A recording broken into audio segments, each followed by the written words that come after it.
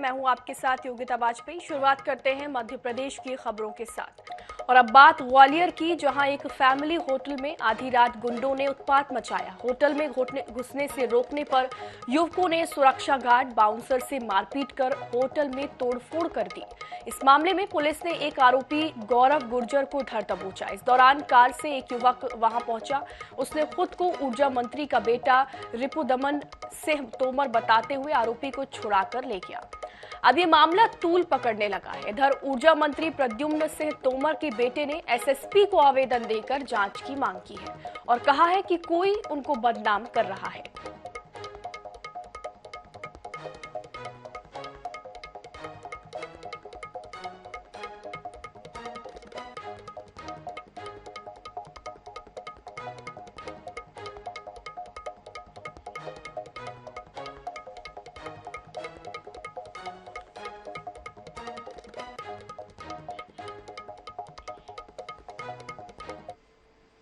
इसमें जो मूल तथ्य है उसमें एक पड़ाव थाने में बियर बार पे विवाद हुआ था कुछ लड़कों के बीच में, और उसमें इनका आपस में धक्का मुक्की हुई थी बियर बार में एंट्री के ऊपर से।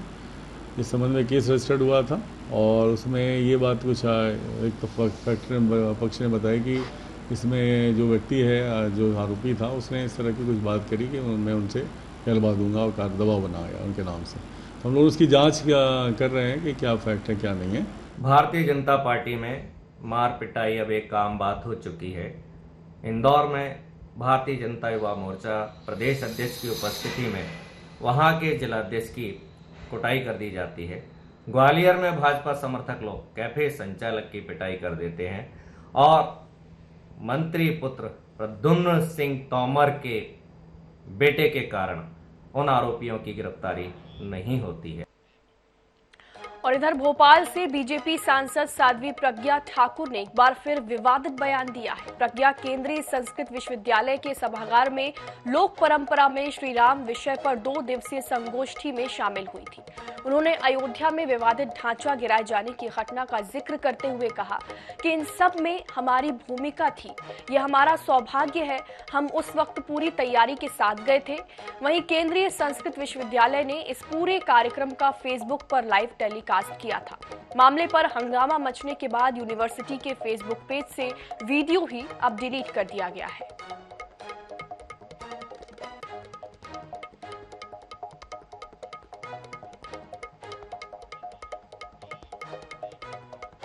मध्य प्रदेश में सत्ता पक्ष और विपक्ष के नेता इन दिनों धार्मिक आयोजनों में व्यस्त हैं। दरअसल नेता आगामी विधानसभा चुनावों में धार्मिक आयोजनों के सहारे अपनी नैया पार लगाना चाहते हैं और यही कारण है कि प्रदेश में कांग्रेस और बीजेपी दोनों दलों के नेता बाबाओं और कथावाचकों की शरण में हैं। देखिए इस रिपोर्ट में।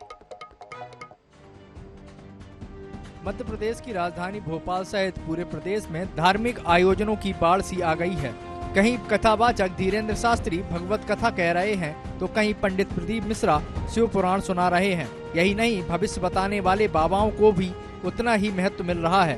कांग्रेस के कार्यकारी अध्यक्ष व पूर्व मंत्री जीतू पटवारी ने पिछले दिनों शिव महापुराण कथा का पाठ करवाया तो अब वह पंडोखर सरकार का दरबार लगवा रहे हैं। पंडोखर सरकार ने तो जीतू पटवारी के विधानसभा चुनाव में 40,000 वोटों से जीतने का दावा भी कर दिया है। वहीं बीजेपी इस तरह के दावों को लेकर परहेज करने की बात कह रही है। सनातन के कार्यक्रम जो जगह जगह हो रहे हैं, जिस प्रकार की अनुकूलता आज देश के अंदर है, यह अनुकूलता निश्चित तौर पर भारतीय जनता पार्टी और भारतीय जनता पार्टी के विचार की सरकारों की वजह से है। इस अनुकूलता का भरपूर लाभ लेना चाहिए, धर्मावलंबियों को लाभ लेना चाहिए, सनातनियों को लाभ लेना चाहिए और उससे कहीं न कहीं इस भारतवर्ष को लाभ मिले। जबकि कांग्रेस ऐसे धार्मिक आयोजनों को अपनी निजी आस्था का विषय बता रही है। कांग्रेस की माने तो वह बीजेपी की तरह धर्म का दिखावा नहीं करते, धर्म की राजनीति नहीं करते। अगर धार्मिक व्यक्ति के वचन सत्य होते हैं तो इसमें बीजेपी को आपत्ति नहीं होनी चाहिए। देखिए, पहली बात तो ये है कि कांग्रेस कभी धर्म की राजनीति नहीं करती, लेकिन धर्म हमारे लिए निजी आस्था का विषय है। अगर हमारी आस्था है हमारे धर्म में तो हम धर्म के सारे कार्यक्रम नित्य रोज करते रहते हैं, चाहे वो कथा हो, भागवत हो या पुराण का वाचन हो। कुल मिला के हम लगातार करते रहते हैं सब चीज़ें। इस पर राजनीति हम बिल्कुल नहीं करते।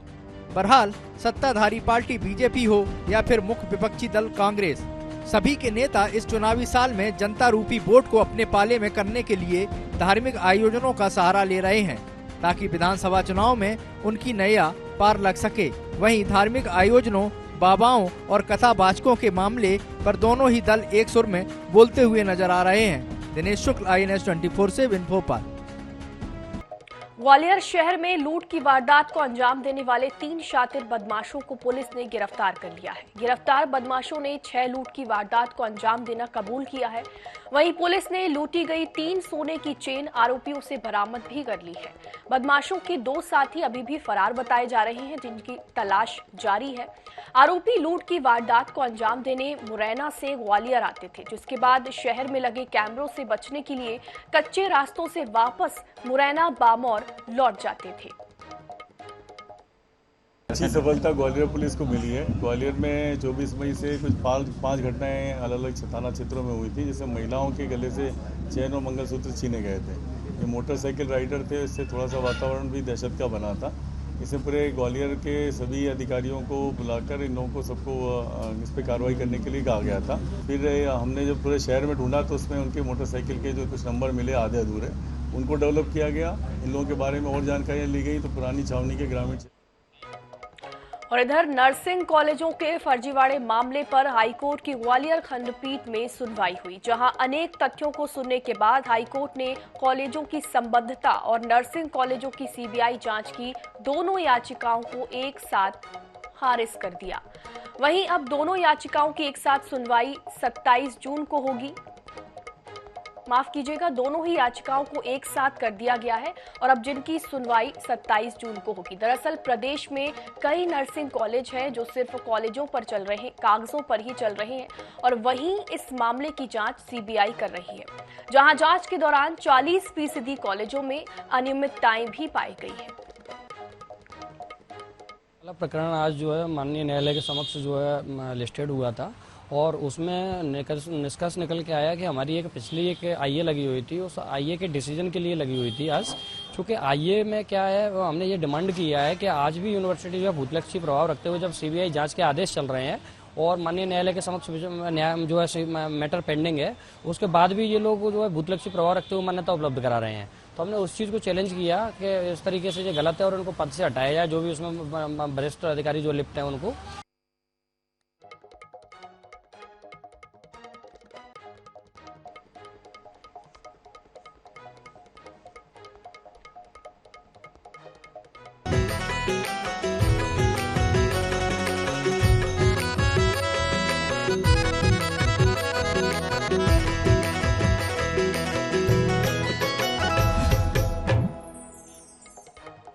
और अब बात विकास के गढ़ छत्तीसगढ़ की। भूपेश सरकार द्वारा राज्य की लगभग 3.25 करोड़ आबादी को खाद्यान्न सुरक्षा देने की मजबूत पहल की जा रही है। इस योजना के लागू होने से अब लोगों के घरों में राशन की चिंता दूर हो गई है। देखिए इस रिपोर्ट में।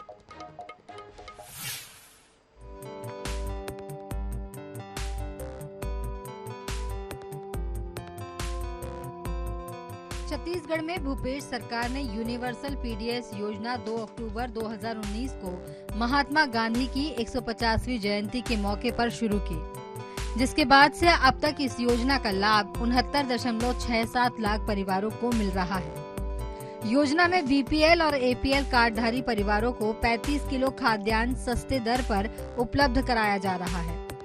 इस योजना में राज्य में कोटवार से लेकर कलेक्टर तक और पार्षद से लेकर के मंत्री तक सभी के राशन कार्ड बनवाए गए हैं। सर्वभौम PDS योजना यूनिवर्सल PDS योजना है।